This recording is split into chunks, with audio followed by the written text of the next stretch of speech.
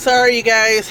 My phone, I guess, got too hot because I'm out here in Phoenix. So I'm not even sure where I left off, but I'm just going to pick up. Basically, I was telling you guys that I was just telling you about the work ethic. I always have integrity with what I do. I was telling you that a job as a claims specialist was just no longer for me.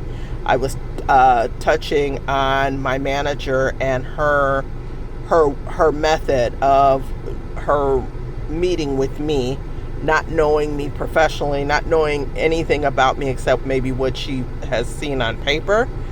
We hadn't worked long enough together, so I don't know how she could form. She made this almost. It was opinionated and business at the same time. I'm not one that likes. I don't like a person telling me what I should know by this point and what I should know how to do and this and that, especially if I haven't worked up under you and your way and process of doing things. I'm not familiar with, okay, because I haven't had time long enough to work up under you. She basically, I think what I don't know if I got into it on the last video, but she came up with her own conclusions. She had nothing positive to say about anything, okay? Everything was negative in our meeting. And she made sure, to cover herself and write up what we talked about and the responses and things like that. So the fact that she did that, she was trying to cover herself. It's just what it is. But again, like I said, I don't need anybody to hold my hand, to tell me, oh, you're a great person, but, your work is just, no, I don't need that. I wasn't expecting that. And my history of working, a good manager is going to tell you your strengths and your weaknesses, okay? And if they haven't worked with you long enough to know what your strengths, they're going to bring that to your attention to say, I haven't worked with you long enough. I really don't know your strength just yet. But based on this and this and maybe what I've read on the back ends or whatever. So this is what's what, okay? I felt like her feelings and her opinion were put in there. Needless to say, the one good thing that came out of it is, one, there's no bitterness, okay? Some people's bedside manner is just not good, okay? The second thing that came good out of it is she brought it to my attention. She got me to make up my mind to say, you know what, this is just not for you, okay? So she was the straw that broke the camel's back kind of thing, okay? She was the one that made me realize, and like really just, I knew, I felt it, but she basically put a lid on it, and I said, yeah, let me go ahead and get up out of here, because, nothing good is going to come out of this. So I went ahead and I was professional. I sent a professional exit letter. I didn't give them 2 weeks. I may have said that in the last video. I didn't give them 2 weeks because why? It's a call center. So call center environment type jobs, they don't require that. They would like it, but it's not required, okay? If it's a position where you're pretty much the only one out of 3 people doing this one particular job, then yeah, you want to give them time because they're going to need someone that needs to be trained. I had a job like that before where I was like one of 3 and I was the head. I was the lead, and before I left, I trained somebody else. I gave them 6 or 8 weeks notice of my leave. Okay, so that was a different type of job. So I gave them the respect. But what I've learned with call center based jobs, you're a number. So you don't really have to give them that much time. Some jobs will exit you. They fear sabotage or they just feel that you're not going to give it your all because they already know you plan to go elsewhere. So they don't give you 2 weeks. What's the joke? They don't give you 2 weeks when they're going to fire you. No, so the firing thing, I don't like that. It hurts my feelings. So I'd rather just beat you at it. When I feel the storm coming, I get out. That's what I do. I think I've been fired once or twice in life. Okay. Well, I'll say once, and then the other one was a forced resignation, and that was all in my 20s. So anyway, but here I am. I decided to go back to my old employer because I'm rehirable, and so I'm pretty much between that and doing, like I said, I'm working on my other channel. I'm doing things in the digital space, and I'll touch on that again with you guys. But right now, I'm just I've been busy. Rent still has to be paid.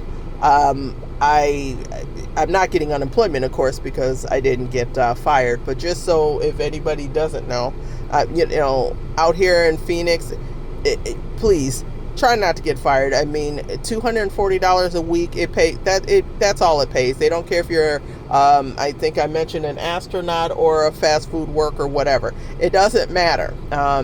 You're not going to get paid any more than $240 a week. $240 a week times 4, that doesn't even pay my rent.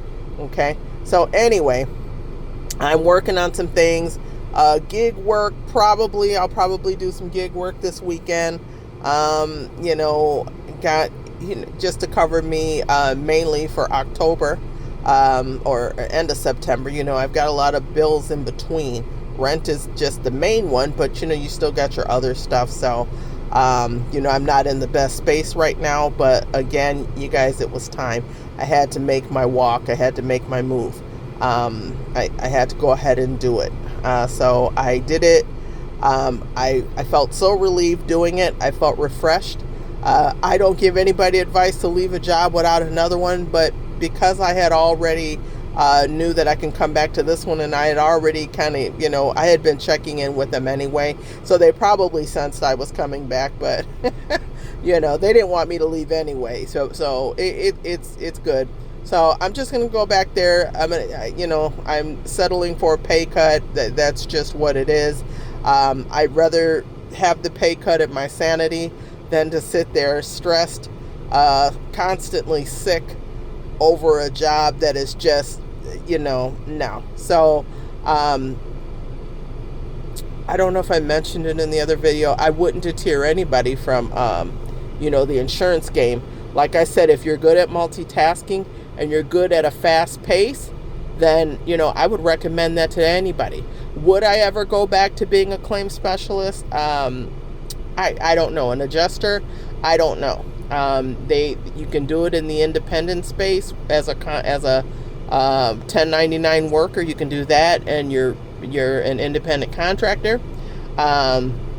You go through firms with them, and then the firms give you claims based on whatever insurance companies they're working for. So you may still have the same claims with that insurance company, but there's still some differences being an independent adjuster versus not.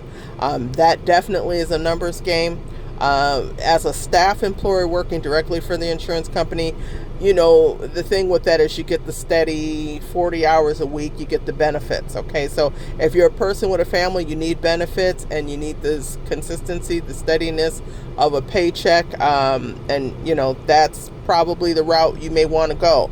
If you're someone that doesn't need the benefits, and and you can work in that space of independent contractor, then that may work for you. So it's a very interesting field really to work in. I wouldn't deter nobody. It's just I realized it just wasn't a good fit for me. Okay, so like I said, there's a lot of different insurance companies out here, small ones, large ones.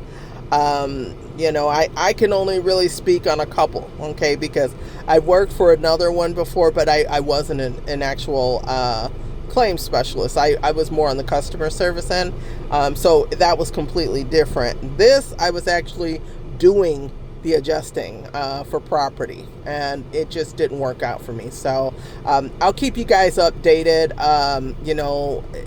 as far as everything is going with me. I don't know, I may have also mentioned in the last video, this is faceless. I understand that's because I was filming some footage out here and I just went ahead to continue. Plus I look a mess today, you guys, so I need my hair done and everything else. I just look a mess. I usually pretty much come to you anyway raw, but like I said, because I was already doing faceless for my other channel, I was already in that mode. So anyway, I will talk to you guys soon.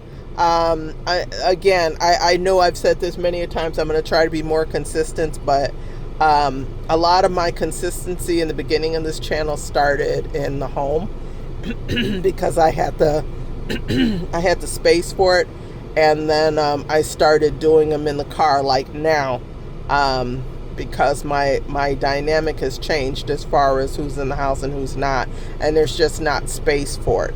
And I'm private with my stuff, so I don't share my content. I don't, you know, I don't do that. I do things in my own, you know, in my own time and space. So, all right, guys, I'm getting out of here. Talk to you guys later.